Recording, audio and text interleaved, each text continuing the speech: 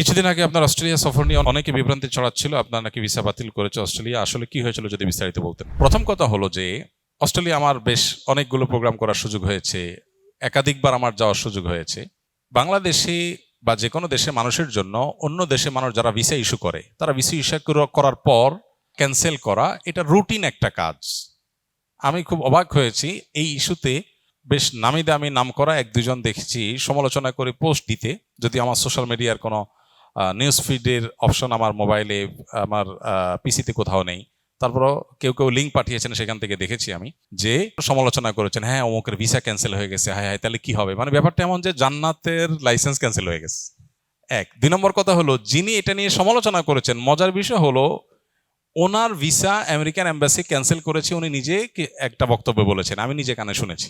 তো ওনার visa cancel করেছেন, তাতে উনি জাহান্নামে চলে যান নাই। এটা রুটিন ওয়ার্ক তাদের, তারা ভালো মনে করলে রাখে, ভালো মনে করলে ক্যান্সেল করে। এখন এটা নিয়ে যত তুলকালাম হলো, আমি অবাক হলাম যে আমার কাছে যে লেটার আসলো সেখানে তারা পরিষ্কারভাবে লিখছে যে আপনি যে জন্য আসছেন সে উদ্দেশ্য হাসিল হয়েছে, আপনি ইতিমধ্যে বক্তব্য দিয়েছেন এবং দিয়ে আপনি ইতিমধ্যে আমাদের বর্ডার ক্রস করে চলে গেছেন, বিধায় আপনি যে উদ্দেশ্যে এসেছেন উদ্দেশ্য যদি সাধন করা হয়ে গেছে তাহলে ভিসা তো এখন আর প্রয়োজনীয়তা নেই, সেজন্য ক্যান্সেল করা হলো, বাস শেষ।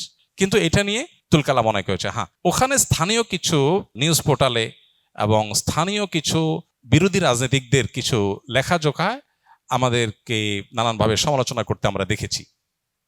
এই জিনিসটা সত্য, সেখানে এটা ঘটেছে। এটা কেন ঘটেছে সেটার একটা প্রেক্ষিত আছে, সেটা হলো যে জানুয়ারি মাসে একজন ইসরায়েলি সোশ্যাল মিডিয়া ইনফ্লুয়েন্সার, যিনি ইসলামোফোবিক, ইসলামের বিরুদ্ধে বিদ্বেষমূলক অনেক কন্টেন্ট তৈরি করার দোষে অভিযুক্ত, এরকম একজন মানুষ তার ভিসা অস্ট্রেলিয়ান সরকার ক্যান্সেল করছে। এই ক্যান্সেলেশনের পরে এই সমস্ত দেশগুলোতে ইয়াহুদি লবিগুলো, ইসরায়েলি লবিগুলো অনেক স্ট্রং থাকে, আপনারা জানেন। তো সেই স্ট্রং থাকার কারণে তারা এটার বিরুদ্ধে উঠে পড়ে লাগছে।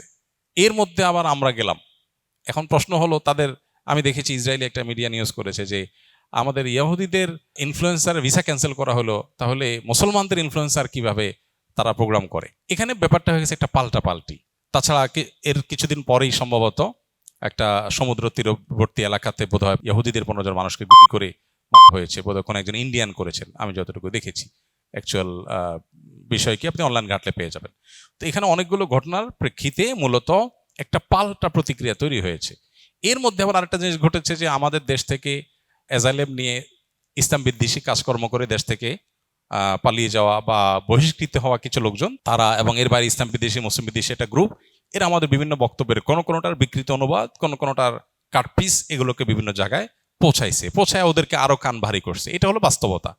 কিন্তু তার চেয়ে বড় বাস্তবতা হলো তাদের কান ভারী করার ইস্যু টিস্যু এগুলো শুনেছি আমি ওখান থেকে আসার পরে।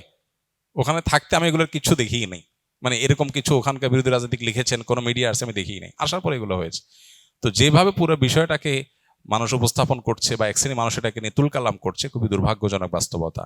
ইসলাম আমাদেরকে শিখিয়েছে যদি কোনো নাস্তিক হয়, এমনকি ইসলাম বিদ্বেষীও হয়, কোনো মুশরিক হয়, অমুসলিম হয়, তার প্রতিও কোনো অন্যায়মূলক জুলুম হয়, অবিচার হয়, সেরকম কোনো কমেন্ট আমরা করতে পারি না, মিথ্যা কোনো কথা আমরা তাদের ব্যাপারেও বলতে পারি না। কিন্তু এদের যে জীবন দর্শন, এটা দেখে এদের প্রতি করুণা হয় যে এরা এমন এক জীবন দর্শন লালন করে যার প্রতি বিদ্বেষ বা শত্রুতা আছে, তার গোষ্ঠী উদ্ধার করার জন্য মিথ্যাও তারা বলাকে সঠিক মনে করে এবং যা খুশি তা বলাকে সঠিক মনে করে। আল্লাহ তাআলা তাদেরকে হেদায়েত দান করুক, আমরা দোয়া করি। আর মূলত ওখানে যেহেতু ওই যে ইহুদি ইসরায়েলি ইনফ্লুয়েন্সারকে ভিসা ক্যান্সেল করা হয়েছে, পরবর্তীতে আবার আরেকটা সমুদ্র তীরবর্তী এলাকায় ইহুদিদের উপরে হামলার ঘটনা ঘটেছে, এগুলোর কারণে ইহুদি লবিগুলো এমনি খুব ক্ষিপ্ত ছিল। এর মধ্যে আবার কিছু কাটপিস জিনিস তাদেরকে দিয়ে তাদের ক্ষিপ্ত করা হয়েছে। ফলে বিরোধী রাজনীতিকরা সরকারি দলকে চাপে ফেলানোর জন্য বিভিন্ন বিরোধী রাজনীতিকদের সিনেটররা অনেক লেখাজোখা করেছেন এবং ওখানকার একটা বিশেষ ধারার কিছু মিডিয়া এগুলো নিয়ে নিউজ করেছে। এই জিনিসটা হলো স্থানীয় পলিটিক্সের একটা অংশ, সোজা কথা।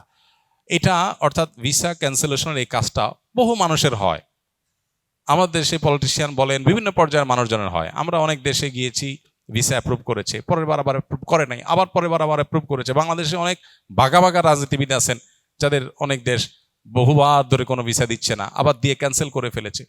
এগুলোকে নিয়ে এত তুলকালাম করার মতো বিষয় না আসলে। আর সবচেয়ে বড় কথা হলো এটা তো জান্নাতের টিকিট ক্যান্সেল না।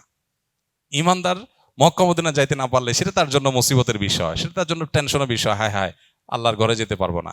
কিন্তু বাকি বিষয়গুলো ইমানদারের কাছে এমন কিছু না। প্রবাসী ভাইদের একান্ত আকুতি মিনতির কারণে এক একটা প্রোগ্রামের পেছনে, এই যে প্রোগ্রামটার জন্য আমি গেলাম, এই প্রোগ্রামের জন্য 2018 সাল থেকে এই প্রোগ্রামটার জন্য, অর্থাৎ এই যাদের প্রোগ্রামের জন্য গেলাম এই ভাইয়েরা আমাদের সাথে এঙ্গেজ আছেন, বিভিন্নভাবে তাদের আবেদন আবদার অনুরোধ আছে। অনেক কষ্টে আমাদেরকে দেশে বাইরে যেতে হয়। তারা যতই মিথ্যা বা বাজে কথা প্রপাগান্ডা ছড়াক না কেন, মুসলমান হিসেবে আমরা কখনো মুখ খারাপ করা, কটু কথা বলা বা মিথ্যা কথা বলা বা পাল্টা ঘায়েল করতে গিয়ে আমরাও তাদের মতো এরকম খারাপ কাজ করা বা প্রপাগান্ডায় লিপ্ত হওয়া, এটাকে ইসলাম আমাদের জন্য অনুমোদন করে নাই। আল্লাহ কোরআনে বলেছেন, ওয়ালা ইয়াজরিমান্নাকুম শানাআনু কওমিন আলা আল্লা তা'দিলু ই'দিলু আকরাবু লিত-তাকওয়া। কারোর সাথে তোমার শত্রুতা থাকলেও তুমি তার প্রতি জুলুম করতে পারো না। আল্লাহ তাআলা আমাদেরকে ইসলামের সেই শিক্ষাটাকে ধারণ করার তৌফিক দান করুন। সঠিকভাবে যেন আমরা সেটাকে ধারণ করতে পারি, নিজেদের মধ্যে গ্রহণ করতে পারি, আদর্শ মুসলমান হতে পারি। সোশ্যাল মিডিয়াতে এই সমস্ত ইসলাম বিরোধী, ইসলামোফোবিক লেখাজোকা বা আলেমুল আমাদেরকে নিয়ে আজে বাজে কমেন্ট, এগুলো দেখার পর আমরা অনেক সময় খেই হারিয়ে ফেলি, অনেকে নিয়ন্ত্রণ হারিয়ে ফেলে, আমরাও গালিগালাজ শুরু করে দিই, বাজে কথা বলি না।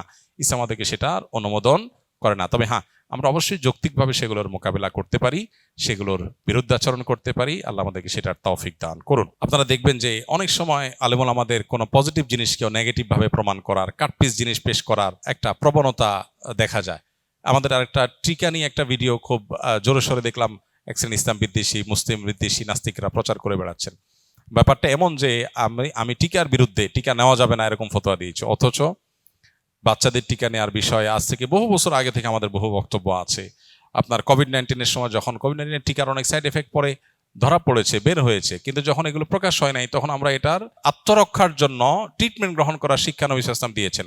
অসুখ হওয়ার আগে থেকে এই যে সতর্ক হওয়া, এটার মূল থিমটাই এসেছে নবী করিম সাল্লাল্লাহু আলাইহি ওয়াসাল্লামের একটা হাদিসে, যে ব্যক্তি সকালবেলা 7টি আজওয়া খেজুর খাবে, তার শারীরিক যে অসুবিধা, অসুস্থতা, কষ্ট, মৃত্যু ছাড়া সবকিছু থেকে সেটা যথেষ্ট হয়ে যাবে, তাকে আল্লাহ তাআলা সেভ করবেন। এই যে অসুস্থ হওয়ার আগে থেকে আগাম ব্যবস্থাপনা, যেটা টিকা করে, রোগ প্রতিরোধ ক্ষমতা সৃষ্টি করে, এইটার কনসেপ্ট তো নবী সাল্লাল্লাহু আলাইহি ওয়াসাল্লামের 7টি আজওয়া খেজুর প্রতিদিন সকালে খাওয়ার মধ্যেই আছে, জবজবা পানির মধ্যে আছে, অন্য অনেক কিছুর মধ্যে আছে। এবং কালোজিরা সম্পর্কে যে হাদিসে আছে যে আল হাব্বাতুস সাউদা শিফাউন লিকুল্লি দা ইল্লা সাম, মৃত্যু ছাড়া সব রোগের ওষুধ হিসাবে কাজ করে। এগুলো তো আগাম ব্যবস্থাপনা অসুখ হওয়ার, এটা কি ইসলাম অনুমোদন করে? মৌলিকভাবে এই কনসেপ্টটা এটার সপক্ষে, এটা যে ইসলাম সাথে সাংঘর্ষিক না, এই বিষয়ে আমাদের বহু বক্তব্য আছে। হ্যাঁ, আমরা পার্টিকুলার কেস নিয়ে কথা বলেছিলাম, সেটাকে জেনারেলাইজ করা হয়ে ফেলা হয়েছে। এরকম অনেক ক্ষেত্রেই হচ্ছে আজকাল। তো আল্লাহ তাআলা আমাদেরকে এই সমস্ত বিষয়গুলোতে সর্বোচ্চ আমানতদারিতা, অন্তত আমরা নিজেরা অন্তত সৎ যেন থাকি, সেই তৌফিক আল্লাহ তাআলা আমাদেরকে দান করুন। আস-সুন্নাহ ফাউন্ডেশন, উম্মার স্বার্থে সুন্নাহর সাথে।